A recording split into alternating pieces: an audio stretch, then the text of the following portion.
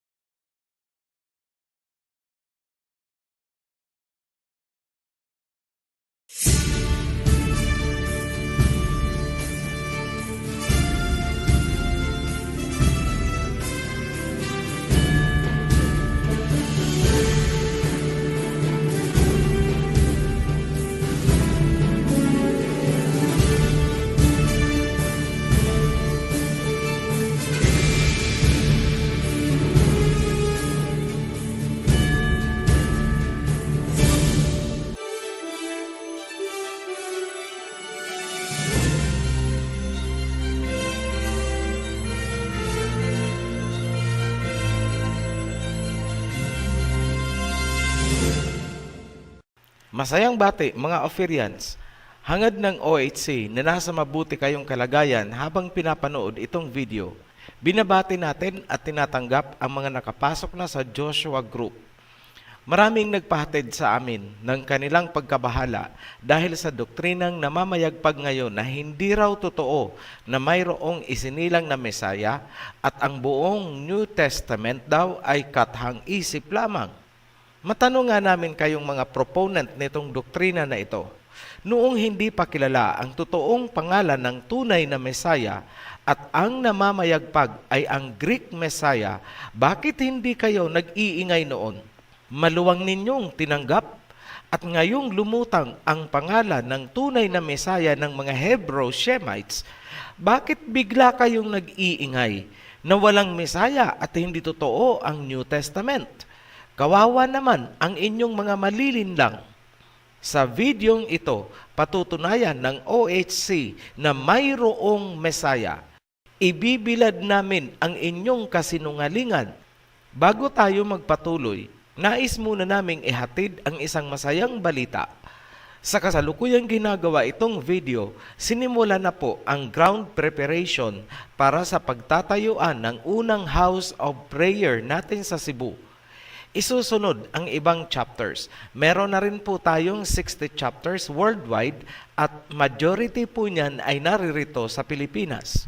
Ang House of Prayer ay simple lamang at hindi katulad ng magarbong ginagawa ng ibang sekta. Kung paanong pinagtulong-tulungan ng mga Israelites na itayo noon ang unang tabernacle sa wilderness, ganun din ang nangyayari ngayon.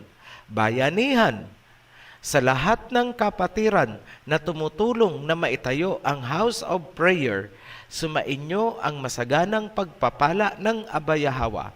Nasusulat, bubuksan ng Ama ang pintuan ng kalangitan upang tayo ay buhusan ng pagpapala. Kung napansin ninyo, napakabilis ng mga pangyayari.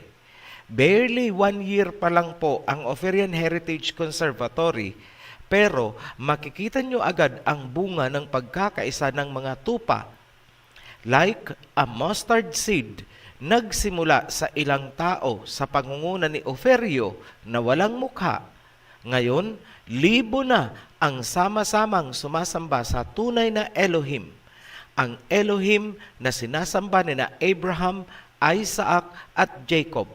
Yan ang pagsamba na ipinaglaban ni na Moses at Elijah. At sa ating panahon, mula sa silangan, muling nabuhay ang pagsamba ng ating mga biblical forefathers and patriarchs. Muli tayong tinipon at patuloy na iniingatan ng Ama sa kanyang pangalan. The heritage of the servants of Yahweh. Ang ating pagkakatipon ay hindi kayang gawin ng sinumang evangelist kung hindi sa kaparaanan ng Holy Spirit. Kung inyong napanood at naaalala pa, ilang buwan na rin ang nakaraan, we made a bold statement.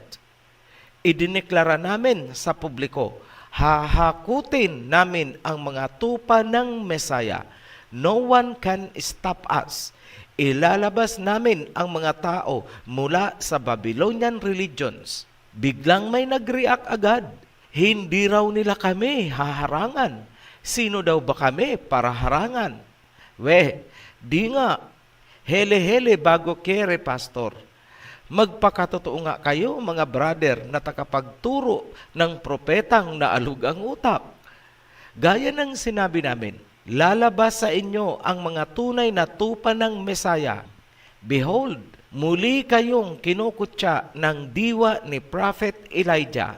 Sa mga kapatiran na nakiisa sa diwa ng Day of Atonement noong September 25 to September 26, nandyan pa ang announcement.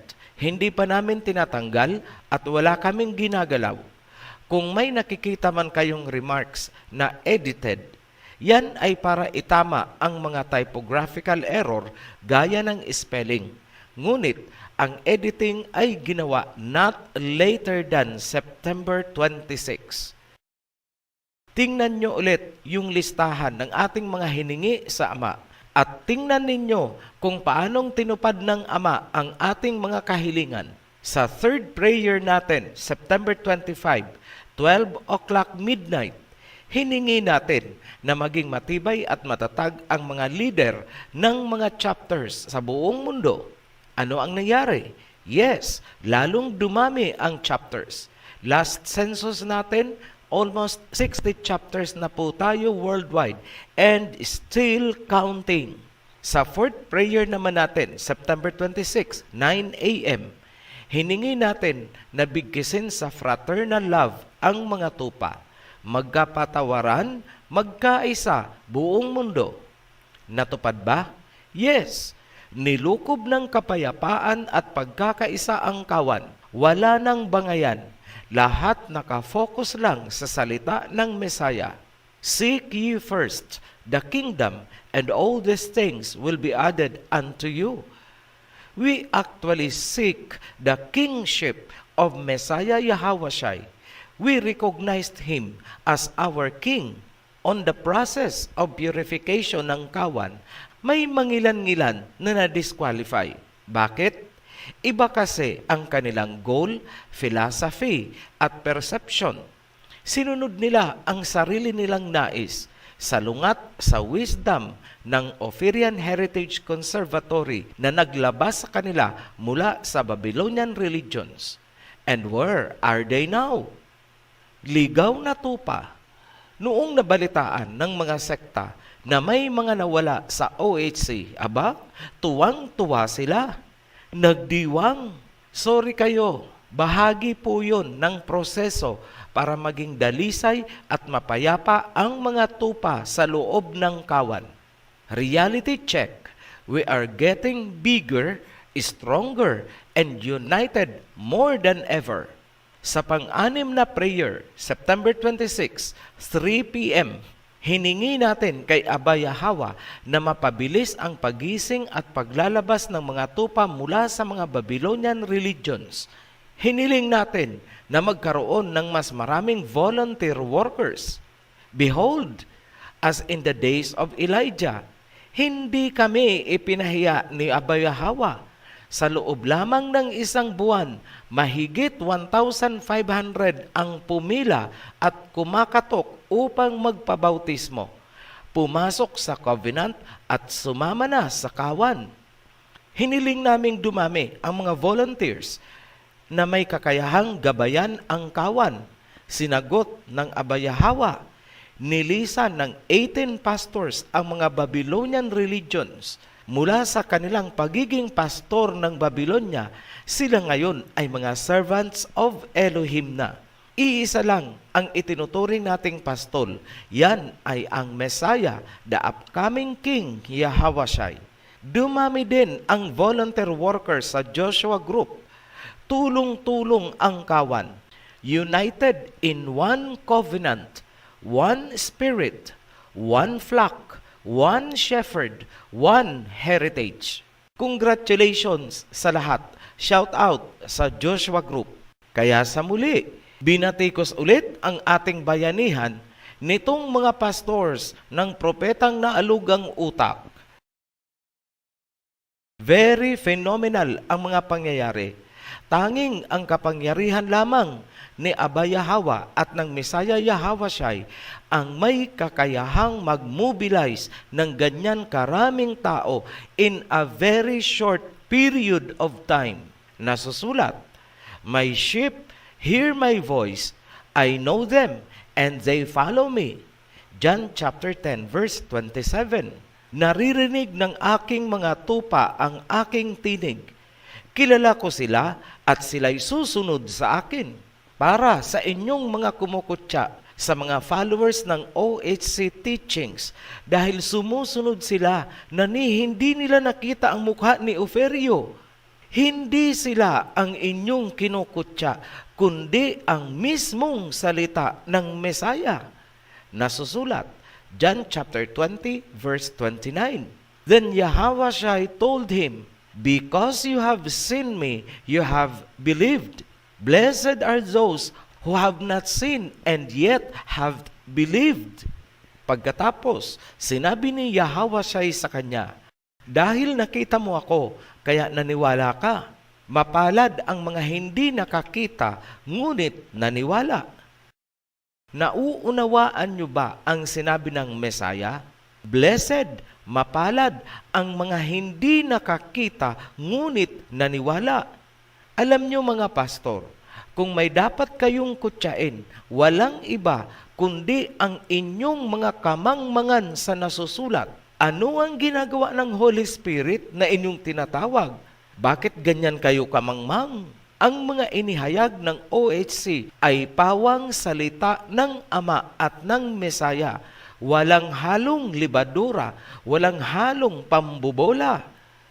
Ano ang sinabi ng Messiah? Mapalad ang mga naniwala sa mensahe ng mga salita kahit hindi nila nakita ang mensahero. Blessed are those who have not seen and yet have believed. Sa pamamagitan ng verse na yan, haharapin namin itong mga nagpapakalat ng doktrinang wala daw Mesaya.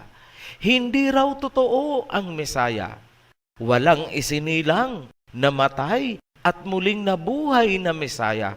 Kung kaya pinalalabas nila na walang babalik na Mesaya. Katahang isip daw ang buong New Testament. Basahin natin ang report ng mga taong nagparating sa atin. Tinakpan natin ang kanilang mga pangalan for privacy.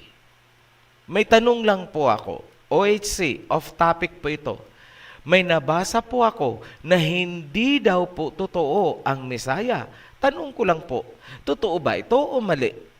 Sana mabigyan niyo po ako ng advice at patunay na ang Mesaya ay totoo. Salamat po. Ito pa, meron pang isa. Sinabi po ni Apostle James na consider it joy when you encounter various trials, persecutions. Still naiiyak ako sa ginagawa ng situan na mga tupa. Nililigaw nila, niloloko na naman ang mga nasa kawan. Wala raw Mesaya. Ang kaligtasan daw ay nasa kamay natin. Nako, mahirap ito. Ito pa, pangatlong report. Magandang araw po, OHC. May mga kapatiran po kasi noon na iba na yung post sa FB. Nakakalungkot lang po. Nalulungkot lang po ako. Active siya mag-post noon about your teachings.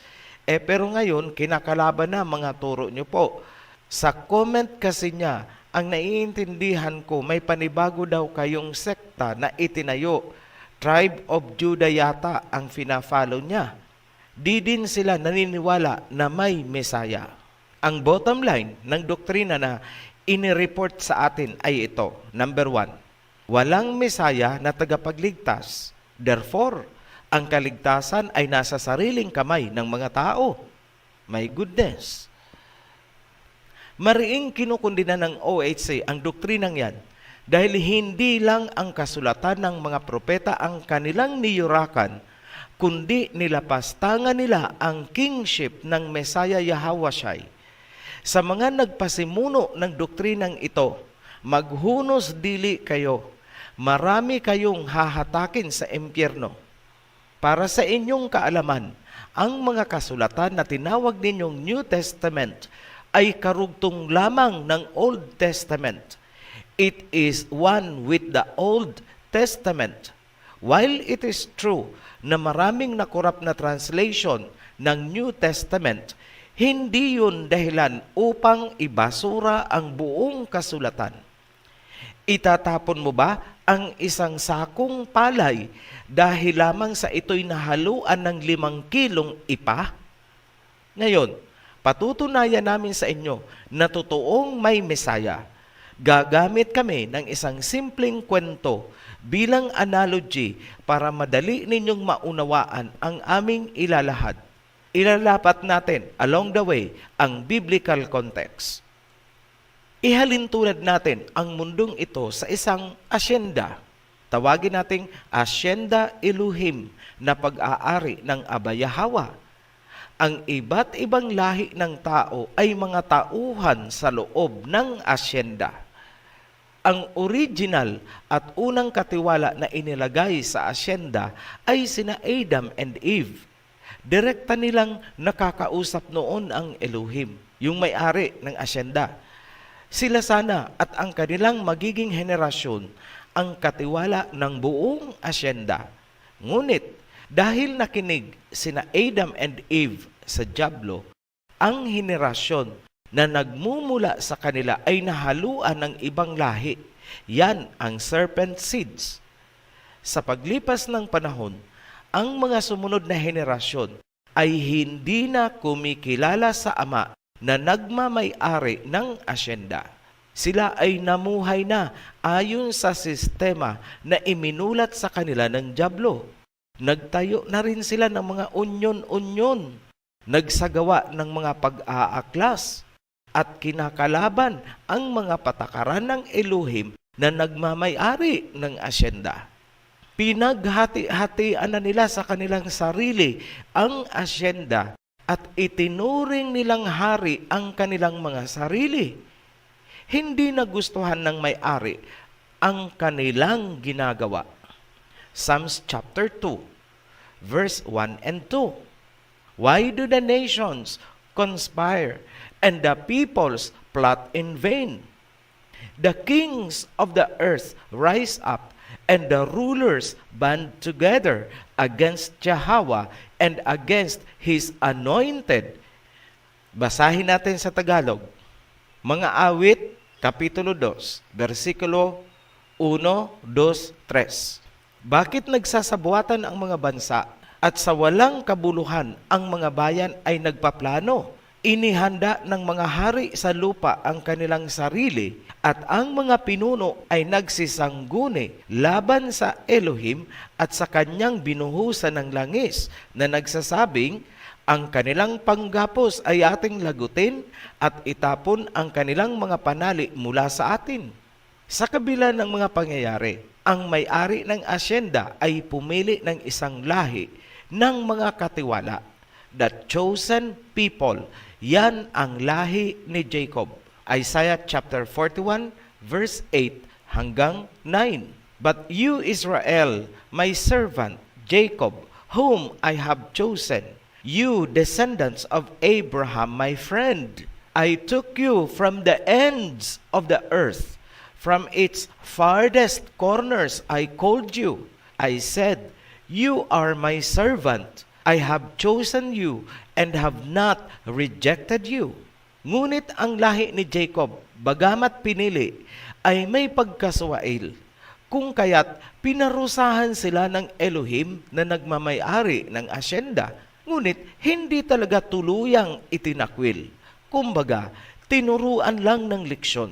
Pinabayaan sila ng Elohim sa kamay ng mga rebelding naghahari-harian sa asyenda. Nawalan sila ng lupaing tinitirhan, nagkawatak-watak, ang iba ay ginawang mga alipin, at ang iba ay napatay. Ang bahaging ito ay inilahad na natin sa Rizal Series at World Territories Series. Check nyo na lang po ang playlist at panoorin ang bahaging yan. Mahaba po yan. Ganun pa man, dahil sa isang covenant or kasunduan ng Ama kay Jacob, hindi niya talaga totally pinabayaan ang lahi ni Jacob. Sinabi ng Ama, hindi ako nagbago, kung kaya't kayong lahi ni Jacob ay hindi tuluyang nalusaw. Malakay chapter 3 verse 6, I am Yahweh, I change not, therefore, you sons of Jacob are not consumed. Kahit nagkawatak-watak sila, nangako ang may-ari ng asyenda na muli silang titipunin mula sa iba't ibang bahagi ng asyenda o buong mundo.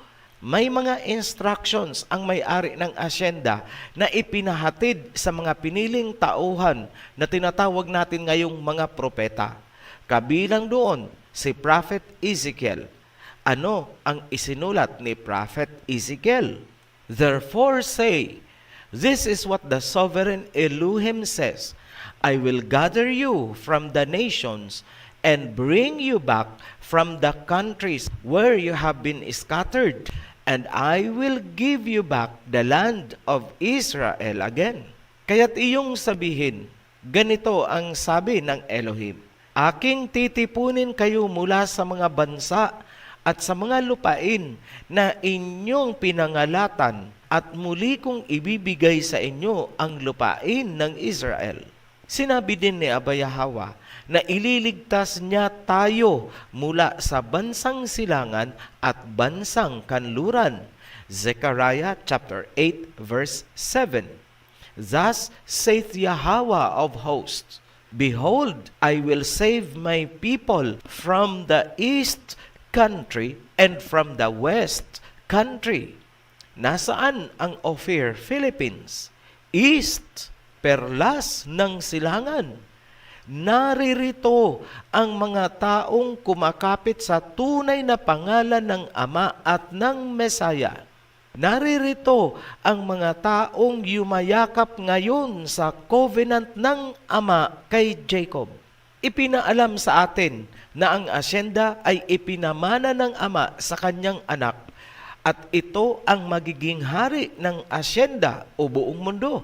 Ang anak na magiging hari ang muling iipon sa lahi ni Jacob. Pangungunahan niya ang pagbawi ng asyenda mula sa mga rebelding tauhan na naghahari-harian.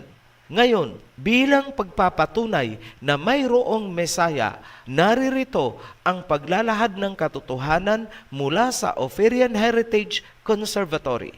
Punto por punto, mula mismo sa Old Testament, kumbaga hindi kayo naniniwala sa New Testament. Point number 1, ang kaguluhan sa mundo or asyenda, ang rason kaya nagtalaga ang Ama ng isang maghahari. Point number 2, ang maghahari na itinalaga ng Ama ay ang kanyang anak bilang tagapagmana ng mundo. Point number 3, kasamang ipinamana ng Ama ang kanyang mga tapat na tauhan sa asyenda para sa kanyang tagapagmanang anak upang pagharian. Ang tatlong punto na yan ay paunang pagpapatunay na mayroong Mesaya. Talakayin na natin ang point number 1. Ang kaguluhan sa mundo or asyenda, ang rason kaya nagtalaga ang Ama ng isang maghahari. Psalms chapter 2 verse 1 to 3. Why do the nations conspire and the peoples plot in vain? The kings of the earth rise up and the rulers band together against Yahweh and against his anointed, saying, let us break their chains and throw off their shackles. Muli naming basahin sa Tagalog. Bakit nagsasabwatan ang mga bansa at sa walang kabuluhan ang mga bayan ay nagpaplano? Inihanda ng mga hari sa lupa ang kanilang sarili at ang mga pinuno ay nagsisangguni laban sa Elohim at sa kanyang binuhusan ng langis na nagsasabing ang kanilang panggapos ay ating lagutin at itapon ang kanilang mga panali mula sa atin. Ano ang nakikita niyong dahilan ng Ama? Bakit nagtalaga siya ng isang Mesaya na maghahari? Sagot, ang pagsasabuatan ng mga bansa laban kay Abayahawa. Nagsama-sama sila upang kalabanin ang nais ng Ama. Yan ang nakikita nating dahilan mula sa Psalms. Bakit nagtalaga ang Ama ng maghahari sa asyenda o dito sa mundo? Ito ang pundasyon, ang pinaka-premise ng pagkakaroon ng Mesaya. Panoorin nyo ang Rizal series at ang World Territory series para maunawaan kung anong kaguluhan ang ikinagalit ng Ama. Ituloy natin ang Psalms chapter 2. Sa verse 4, nasusulat, "The one enthroned in heaven laughs. Yahweh scoffs at them. He rebukes them in his anger and terrifies them in his wrath, saying, I have installed my king on Zion, my holy mountain." Siya na nakaupo sa kalangitan ay tumatawa, at ang Elohim ay kumukutya sa kanila. Kung magkagayoy, magsasalita siya sa kanila sa kanyang puot at tatakutin sila sa kanyang matinding galit na nagsasabi, "Gayunmay, inilagay ko ang aking hari sa Zion, sa aking banal na burol." Malinaw, ang Elohim ay may itinalagang maghahari sa Mount Zion upang pagharian ang mga bansa. Kung mag-advance reading kayo, ang hari na yan ay ipinakita kay John Revelator sa Book of Revelation. Revelation chapter 14 verse 1. Then I looked, and behold, on Mount Zion stood the Lamb, and with him 144,000 who had his name and his Father's name written on their foreheads. Ang mga ililigtas mula sa bansang silangan at bansang kanluran ay dadalhin sa Jerusalem kasama ng King Yahweh na mag-reign sa buong mundo. Hindi po dadalhin sa langit. Tigil-tigilan nyo ang satanistang doktrinang yan. Wala po yan sa Biblia. Taliwas po yan sa mga nasusulat. Nakita nyo na mula sa Psalms, Old Testament, may sinasabi ang Ama na siya ay may nakatalagang maghahari sa Mount Zion. Ganun din ang nasusulat ni Prophet Joel sa Joel chapter 3. At ganun din ang nasusulat ni Prophet John Revelator. Talakayin natin ang point number 2. Ang maghahari na itinalaga ng Ama ay ang kanyang anak bilang tagapagmana ng mundo. Balik tayo sa Psalms chapter 2, verse 7 hanggang 8. Isa pa itong pagpapatunay na may Mesaya. I will proclaim Yahweh's decree. He said to me, "You are my son. Today I have become your father. Ask me, and I will make the nations your inheritance, and the ends of the earth your possession." Tagalog, aking sasabihin ang tungkol sa utos ng Elohim. Sinabi niya sa akin, "Ikaw ay aking anak. Sa araw na ito, kita ay ipinanganak.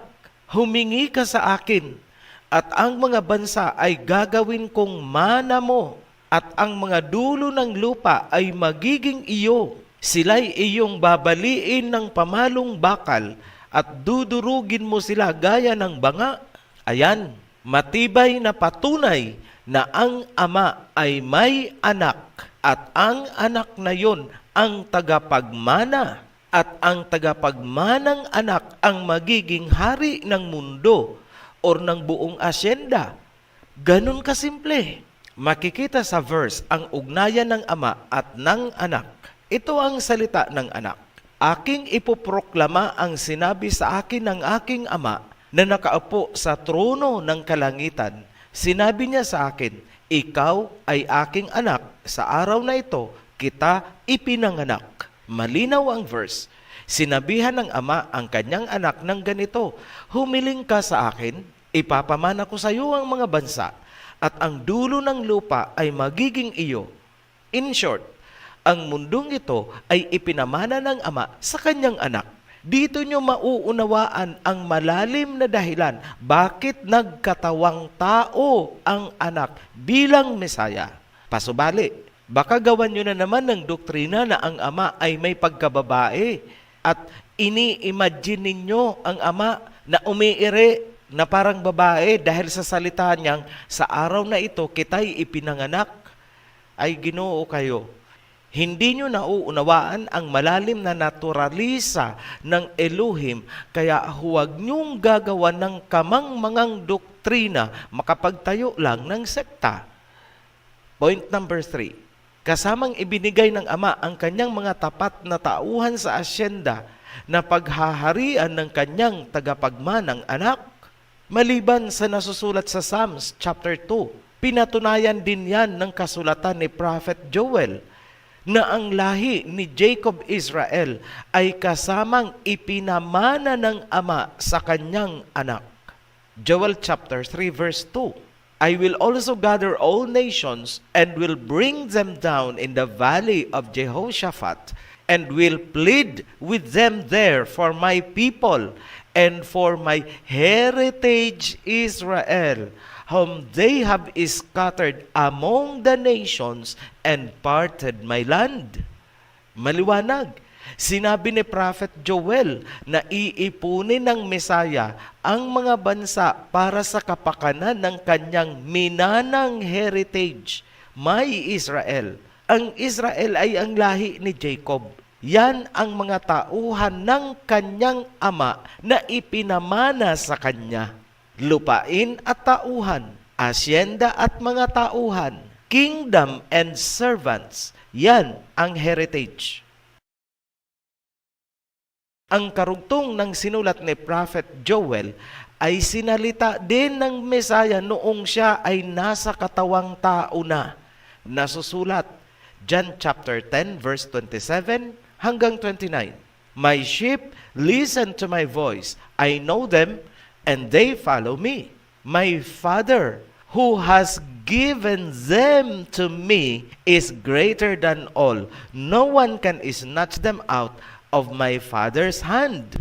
Sa verse 29, maliwanag ang salita ng Mesaya.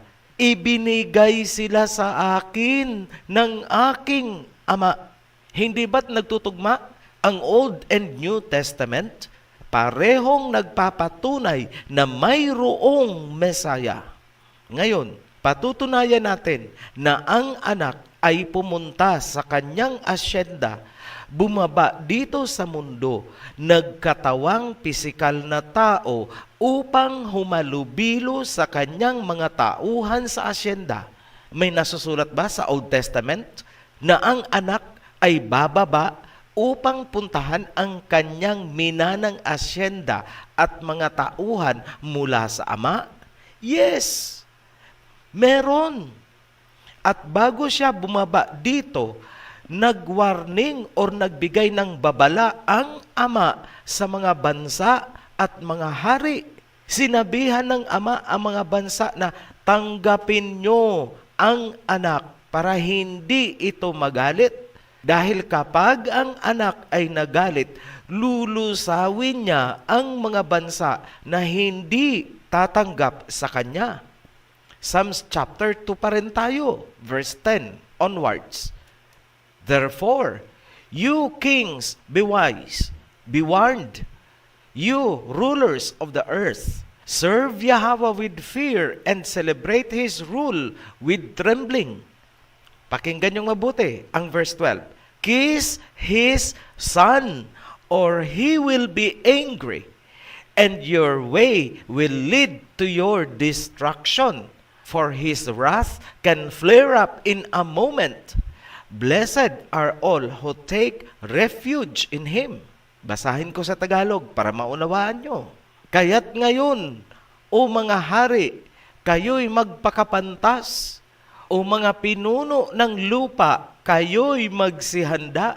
Kayo'y maglingkod sa Elohim na may takot at magalak na may panginginig. Ang anak ay inyong hagkan. Baka magalit siya at kayo'y mapahamak sa daan, sapagkat ang kanyang puot ay madaling mag-alab. Mapapalad ang lahat na nanganganlong sa kanya. Yan ang warning ng Ama sa mga bansa. Tanggapin nyo ang anak. Tanggapin nyo ang aking anak. Hagkan nyo. Dahil malulusaw kayo kapag nagalit yan. Hindi ba't napakalinaw na sa Psalms pa lang, sinabi na ng Ama na pupunta dyan ang kanyang anak sa asyenda o dito sa mundo upang pagharian ang kanyang minana. Bakit nyo sinasabi na walang Mesaya? Mamaya sasabunin namin kayo ng todo.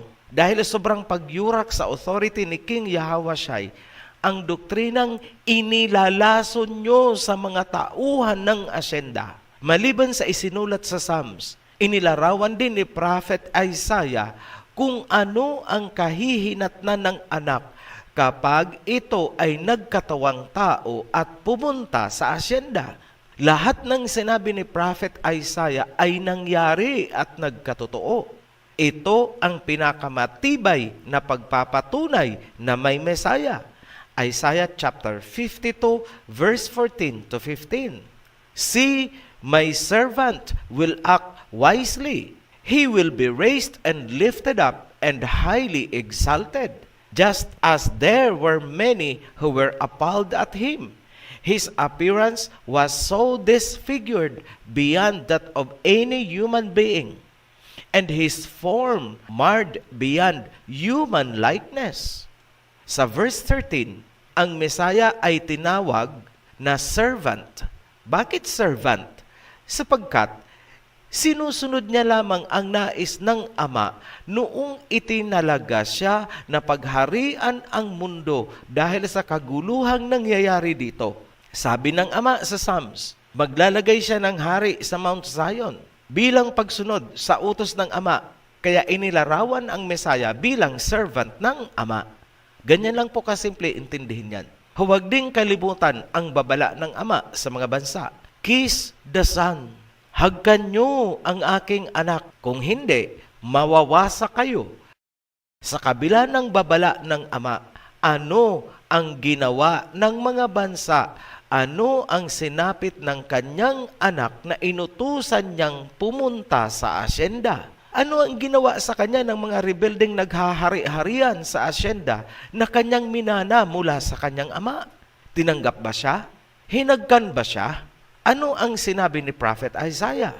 Isaiah chapter 53 verse 3. He was despised and rejected by mankind, a man of suffering and familiar with pain, like one from whom people hide their faces. He was despised, and we held him in low esteem. Sa verse 3, he was despised and rejected. Simple lang. Hinamak at tinanggihan. Verse 5, but he was pierced for our transgressions. He was crushed for our iniquities. The punishment that brought us peace was on him, and by his wounds we are healed. Ganito ang sinasabi sa verse 5. Siya ay tinusok o sinaksak dahil sa ating mga pagkakasala. Tayo ay pinagaling ng kanyang mga sugat. Hindi ba't ang Mesaya ang inilalarawan ni Prophet Isaiah? Verse 6, we all, like sheep, have gone astray. Each of us has turned to our own way, and Yahweh has laid on him the iniquity of us all. Ganito ang sinasabi sa verse 6. Inilagay sa kanya ni Aba Yahweh ang kasamaan nating lahat.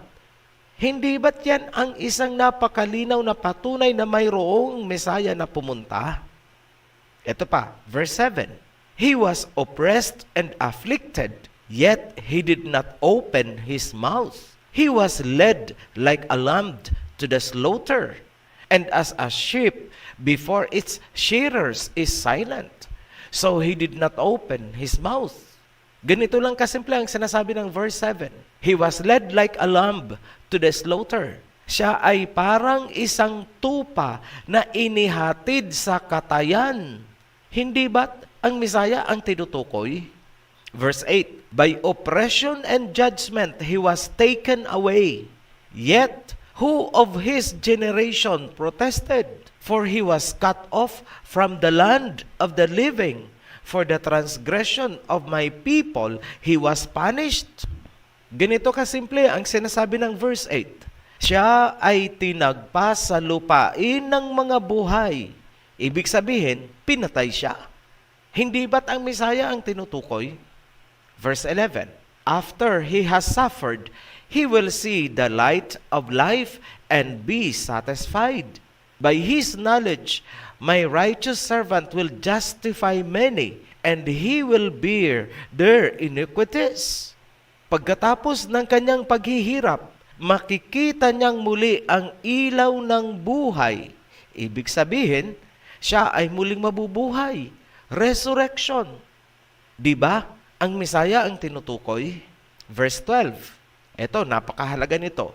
Therefore, I will give him a portion among the great, and he will divide the spoils with the strong, because he poured out his life unto death, and he was numbered with the transgressors.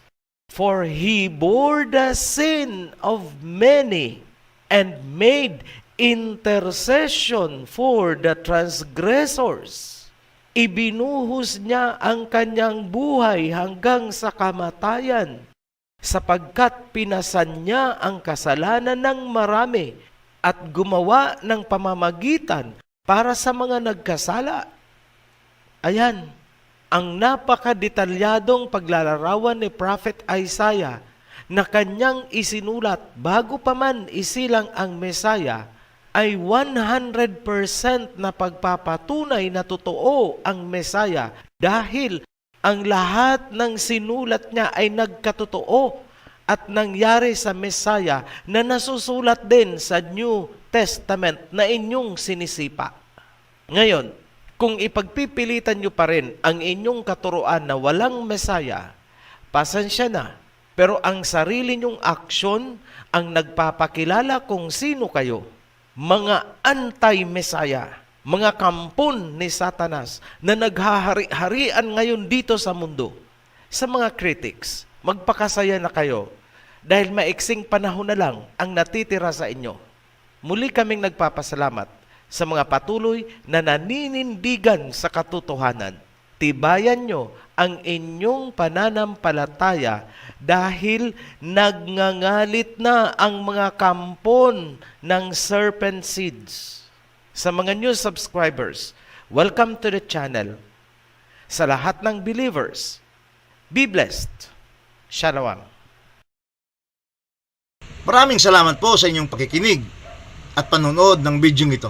At kung kayo po ay may natutunan, paki-like and share na rin po. At nasa baba po ang ating link para po sa inyong mga komento. Salamat po.